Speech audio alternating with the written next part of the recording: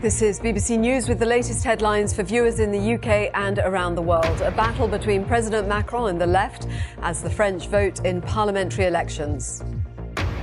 The British Transport Secretary accuses union leaders of punishing millions of innocent people by pressing ahead with rail strikes later this week.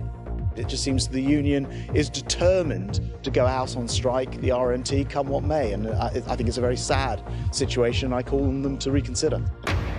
Western leaders, including Boris Johnson, warn Russia's war against Ukraine may go on for years and support for Kyiv must be sustained whatever the cost.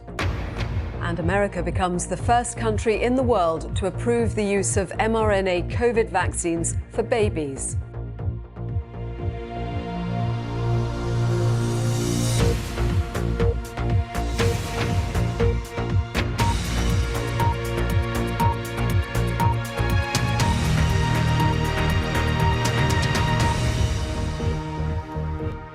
Hello, welcome if you're watching in the UK or around the world. Polling stations have opened across France in the final round of voting for parliamentary elections.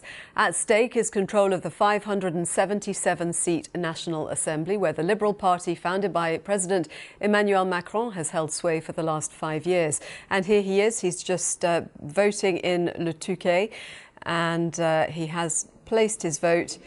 We saw earlier Marine Le Pen and Jean-Luc Mélenchon, his two main rivals in the presidential elections just 2 months ago, also placing their votes. The situation with the presidential election was that in the end Emmanuel Macron won with a fairly decisive victory, but Marine Le Pen had a lot of popular support, and it was predicted that the vote may have been tighter than it was in the end. But the issue at stake there was the cost of living, and French voters voicing concern that Emmanuel Macron was not focusing on it in the same way Marine Le Pen was. And it's very much the same issue this time around in the elections for the Parliament, the National Assembly, and it is anticipated that potentially Emmanuel Macron may lose control of the Assembly.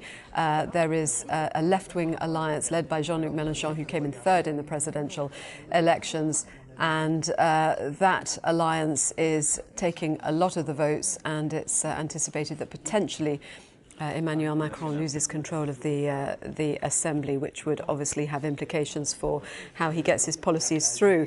So that's him voting in Le Touquet. Our Paris correspondent Hugh Schofield told me more about the battle facing Emmanuel Macron's party.